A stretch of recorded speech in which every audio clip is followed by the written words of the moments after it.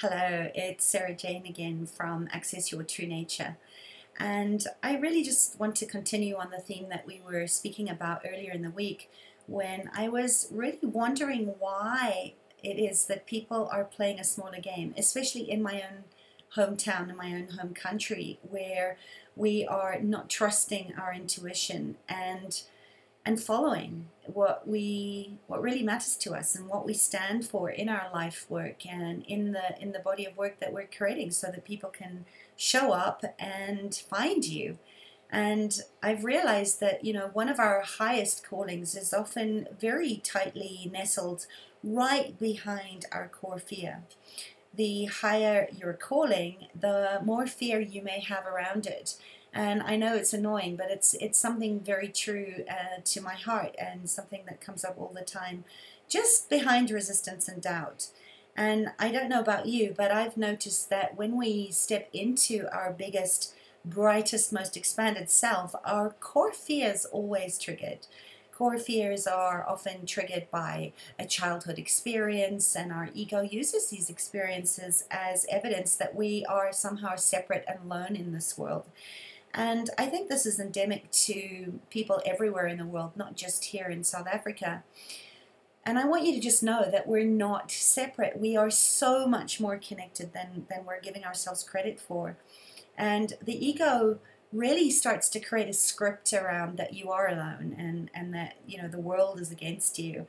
And it plays around and around in our heads. And I've found that by really understanding, and this is the mindful, fertile, deep listening place of asking the ego, what's the value of what it has to say, that we can then stop fear in the tracks that it's creating as this repetitive cycle of self-sabotage and self-doubt and the comparing game, and lessen the power that it has over you. Because remember, you are your greatest asset, and you can't show up and be authentic to yourself and to other people if you're not willing to stand in your true value for yourself.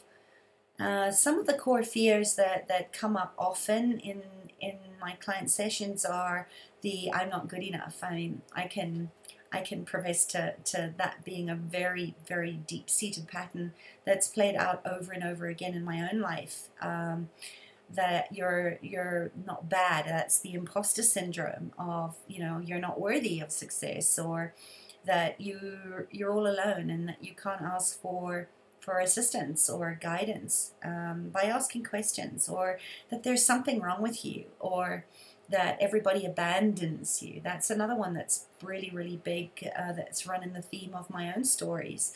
Or that there's something to be ashamed about because you don't fit in, or you don't do things the way that other people do it, or that you are somehow unlovable, or that law of total extremity where if you are, if you can't get one thing right, then you can get nothing right, or that if you aren't everything, then you are nothing.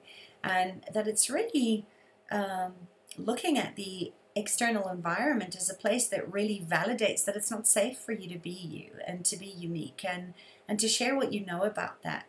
So which one of those kind of relate the most to you?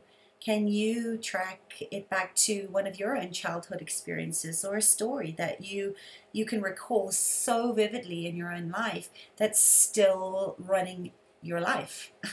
This is an exercise that I did with my own mentor and coach just the other day, and it was profound just how much I thought I had cleared and grown beyond that, but it was still there. And I can just encourage you to just look back on, what was the first time that you recall feeling that way, where you were diminishing your value.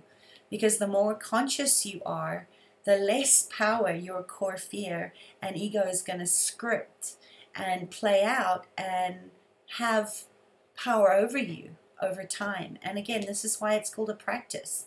So if you notice your fear coming up, it's actually a really good thing because you're stretching yourself in the right direction. And if you were playing it safe and ignoring your calling, the the heart wants what it wants, just as the ego wants what it wants. And that way, if you are ignoring your calling, the ego wouldn't have anything to lose.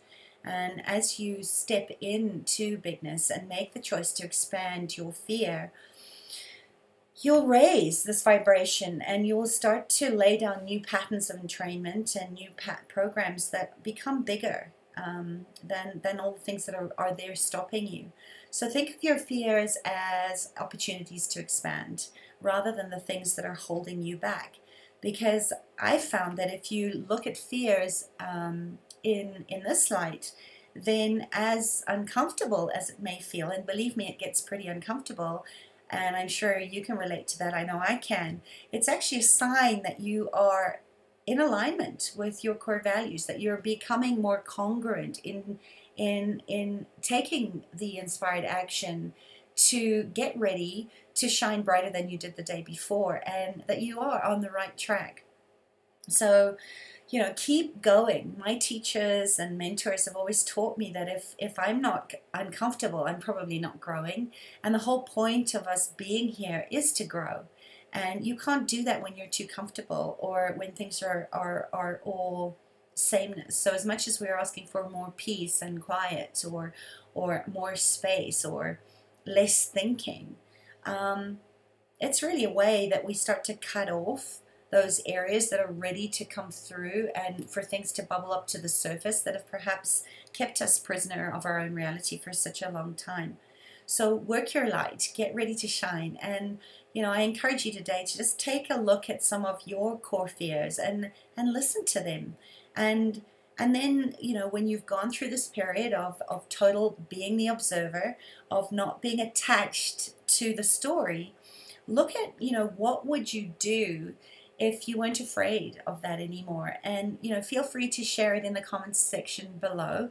I read all the posts, and you showing up and being willing to explore and converse with me in this area is really a place where we can go and look at the gift of depression and the gift of the challenges that are showing up, so that we can make a more positive impact in the world and inspire other people to show up and shine their lights more brightly. All right. Have a good day. Bye.